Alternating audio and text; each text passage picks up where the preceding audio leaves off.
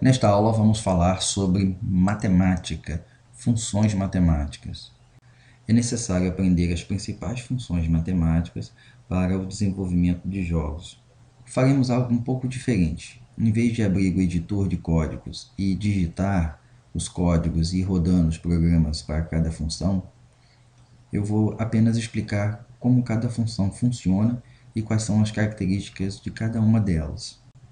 A primeira função é o ABS e significa valor absoluto, ou seja, ela retorna o valor absoluto de um número, o valor positivo de um número no interior do argumento. O argumento é um número que vem entre parênteses. Portanto, se você fizer ABS argumento e botar um número 1, ou ABS argumento e colocar um número menos 1, o valor vai ser retornado como 1, ou seja, ele retira o valor negativo. Isso é como se fosse um módulo na matemática. Então, um exemplo aqui, o que eu fiz? Eu dimensionei uma variável n como inteira e assumi alguns valores para imprimir ABS. Então, print ABS menos 1 vai retornar 1. Print ABS menos 3.1415 vai retornar 3.1415. Print ABS 42 vai retornar 42 mesmo. Quando eu imprimir print ABS n, vai retornar 0. Por quê? Porque, apesar de eu ter dimensionado o n, eu ainda não atribuí nenhum valor a ele, então ele tem um valor nulo. Após a atribuição de valor, no caso aqui eu atribuí menos 69, e eu imprimi print ABS n, aí sim ele vai retornar o valor 69. Esta é exatamente a observação que está aqui embaixo. A próxima função é a função fix, que também tem um argumento entre parênteses. Essa função simplesmente ela retorna a parte inteira truncada de um número de ponto flutuante. O que é um número de ponto flutuante? Simplesmente é um número decimal. O separador de número decimal é feito pelo ponto. Você pode verificar isso nas calculadoras. Portanto, muito cuidado. Quando falamos em números decimais, ou seja, em números que têm vírgulas aqui para o Brasil, estamos falando de número de ponto flutuante. A função fix, ela elimina esses números de ponto flutuante. Então, o programa acima, esse aqui, ó, ele simplesmente vai fazer o quê? Ele vai truncar toda a parte, ele vai retirar toda a parte de ponto flutuante e vai mostrar apenas a parte inteira. Então, nesse caso, eu tenho um número menos 65.12312 e o programa retira todo o ponto flutuante e retorna apenas menos 65. Entenda o fix como aquele comando que vai simplesmente jogar tudo que tiver depois da vírgula fora. O int simplesmente retorna um número inteiro de ponto flutuante arredondado para o valor mais baixo do número informado. Por exemplo, se você informar 4.5, o número inteiro de ponto flutuante arredondado mais baixo para esse valor é o 4. Se você fornecer 6.9, menos 6.9, o inteiro de ponto flutuante mais baixo será o menos 7. Nesse caso, eu estou trabalhando com aquela reta real da matemática e, portanto, valores cada vez mais negativos correspondem a números menores. Por isso que o menos 6.9 arredondou para um número menor, que é menos 7. Mesmo que eu informe um número, por exemplo, 4.7, que estaria mais próximo de 5, ele sempre vai arredondar para mais baixo. Se você ainda tem dúvida, aqui eu faço um exemplo. Quando eu pego o número 4.5, tá? Ele vai arredondar para o mais baixo. Se eu pego o número menos 6.7, ele arredonda para o mais baixo. Aqui utilizamos o termo inteiro de ponto flutuante. Isso significa que, apesar do int estar devolvendo a parte inteira do número, ele ainda é tratado como número de ponto flutuante, apresentando a parte decimal como sendo zero. Outra coisa, se você aplicar o int a uma variável x, o x não muda o valor. O int ele retorna um outro valor que pode ser atribuído a uma outra variável. O x só vai mudar se você fizer um x int x. Aí sim, aí o x vai assumir o valor da parte inteira arredondada para o mais baixo do valor anterior. Fora isso, o x continua tendo o mesmo valor. Um outro comando é o cint, que faz a mesma coisa que o int, só que retorna um inteiro de 32 bits. Cuidado para não colocar números muito grandes que estão fora da faixa de inteiro de 32 bits. Caso contrário, ocorrerá o overflow, estouro. O próximo comando é um mod. Este comando devolve o resto da divisão de dois números. A sintaxe é dividendo mod divisor. Então, um exemplo aqui, eu tenho o seguinte, o A é 12 e o B é 5. Então, eu quero A mod B, ou seja, 12 mod 5. Então, 12 dividido por 5 dá quanto? Vai dar 2, porque 2 vezes 5 dá 10. Mas ainda falta 2 para chegar a 12, então o resto é 2. Então, ele vai retornar simplesmente 2. Aqui existe uma coisa importante quando eu trabalho com números de ponto flutuantes. Eu estou dividindo 47 por 7 e quero o resultado dessa conta. Então, aqui embaixo, 47 dividido por 7 dá como resultado o inteiro, ou seja, 6, porque 6 vezes 7 dá 42. Então, 7 vezes 7 dá 49, ultrapassou o 47. Então, 6 vezes 7, 42, que sobra como resultado 5. Até aí tudo bem, a resposta vai ser 5. Mas, veja bem, quando você trabalha com ponto flutuante, o compilador, o que ele faz? Ele primeiro arredonda os números para depois fazer a conta. O 5.6 dividido por 2.1 passa por um critério de arredondamento. Então, o 5.6 está mais próximo de 6 e o 2.1 está mais próximo de 2. Aqui existe uma diferença entre o int. Muito cuidado, não confundir. O int ele sempre arredonda para o valor mais baixo. Aqui a gente está falando de um arredondamento feito a partir do 5 para cima. Então, se a casa decimal é 5 para cima, ele vai arredondar para mais. Se for abaixo de 5, ele vai arredondar para menos. 6 dividido por 2 vai dar 3, cujo o resto é zero. Então, o resultado dessa conta vai ser zero, como está aqui.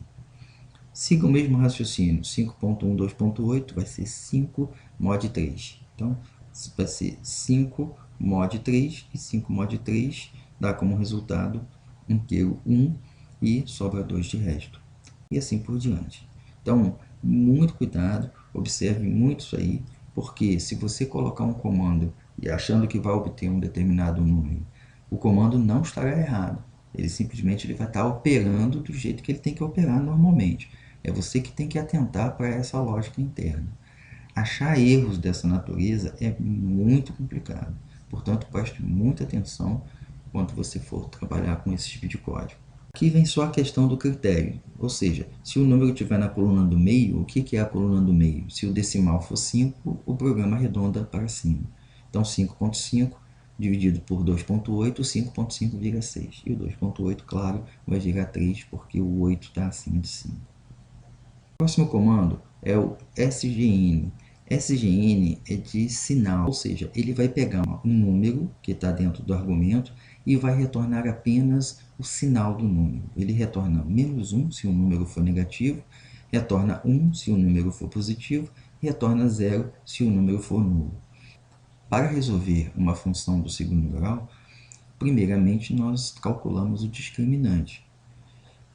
E a partir do sinal do discriminante, nós sabemos se a equação do segundo grau tem duas raízes, tem uma raiz ou não tem raiz nenhuma, ou seja, nenhuma raiz real. O que você faz? Você calcula o discriminante pela equação, b ao quadrado menos 4ac, e analisa o sinal. Então, essa análise do sinal é feita exatamente pelo sgn. Se der mais 1, você sabe que tem duas raízes reais. Se der menos 1, você sabe que não tem nenhuma raiz real, as raízes são imaginárias. E se der 0, você sabe que tem apenas uma raiz real. Então, o estudo do sinal feito pelo sgn é muito importante. Uma função que é bastante usada é o sqr. O sqr é simplesmente tirar a raiz quadrada de um número. Só para lembrar, não existe raiz quadrada de número negativo. Então, se você colocar um número negativo dentro do argumento, vai devolver erro e você vai ter que fazer a correção disso aí. Uma observação importante é que tirar a raiz quadrada de um número é o mesmo que elevar esse número a meio, ou seja, a raiz quadrada de x é o mesmo que x elevado a meio. Não existe nenhuma função no QBasic que calcula a raiz enésima de um número. Tá? Então, o que a gente faz? Se a gente quiser a raiz enésima de um número, simplesmente a gente pega o valor desse número e eleva ele a 1 sobre n. A função sqr é extremamente importante na programação de jogos, seja 2D ou 3D, pois ela é usada para determinar a distância entre dois objetos numa cena. Então, nós vamos usar muito a raiz quadrada. Essa distância dada por dois objetos numa cena nada mais é do que o teorema de Pitágoras. Se o jogo for 2D, é um teorema de Pitágoras aplicado em 2 dimensões. Se o jogo for em 3D, é o teorema de Pitágoras aplicado em 3 dimensões. Portanto, se você não sabia para que usar o teorema de Pitágoras na escola, aqui na programação de jogos ele vai ter muito mais significado para você. Uma função importante é a função log. Aqui, apesar do nome log, não é um logaritmo de base 10, é um logaritmo de base E, ou seja, um logaritmo neperiano. Geralmente, nos livros, o logaritmo neperiano é representado pelo ln. Aqui está sendo representado pelo log. Então, portanto, a função log retorna um logaritmo de base E, conhecido como logaritmo natural. O logaritmo natural de um número, na notação matemática, é escrito como ln, como eu já disse. Este comando requer um argumento que deve ser maior que zero. Se o número for menor que zero, o FreeBasic retorna erro. Para você reconhecer quais são os possíveis valores, né, é importante você entender como é a função. Então, uma função y, que é um ln de x, ou seja, que é um log de x na programação, ele tem essa cara.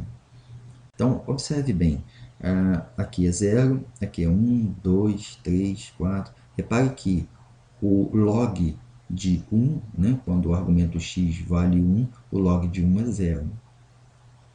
O log de 0, se você botar aqui, vai dar menos infinito. Por isso que o FreeBasic retorna menos infinito.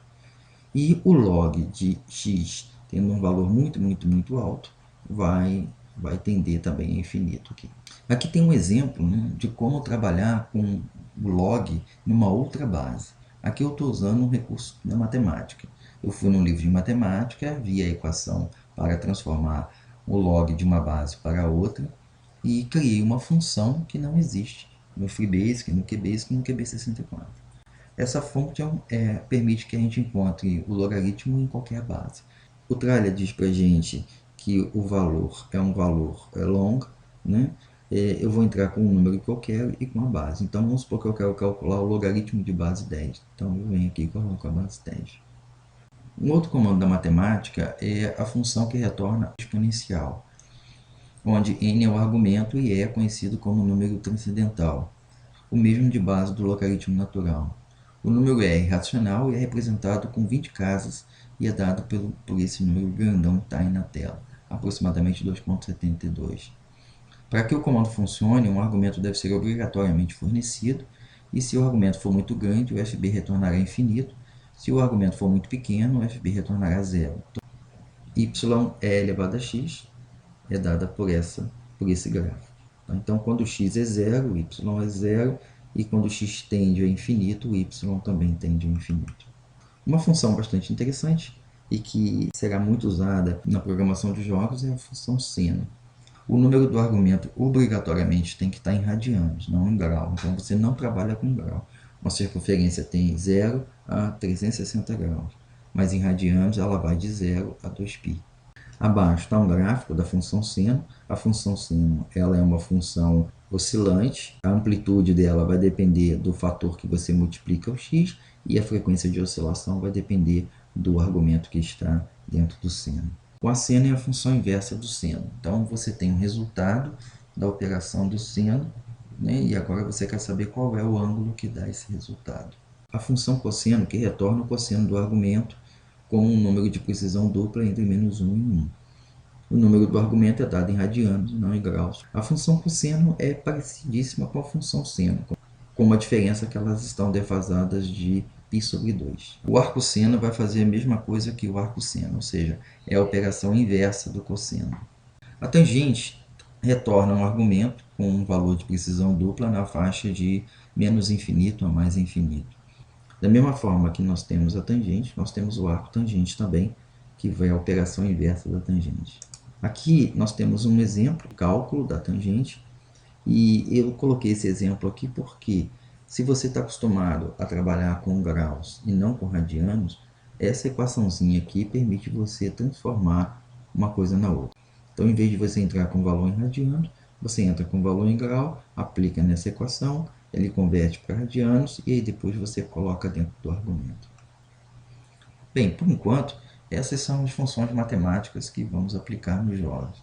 Fiz uma passagem bastante rápida. À medida que nós formos fazendo uso dessas funções nos jogos, a gente vai relembrando como cada uma delas funciona separadamente. Na próxima aula, a gente vai aprender com uma função que é extremamente importante para jogos, que é a função que permite gerar números aleatórios. Bons estudos!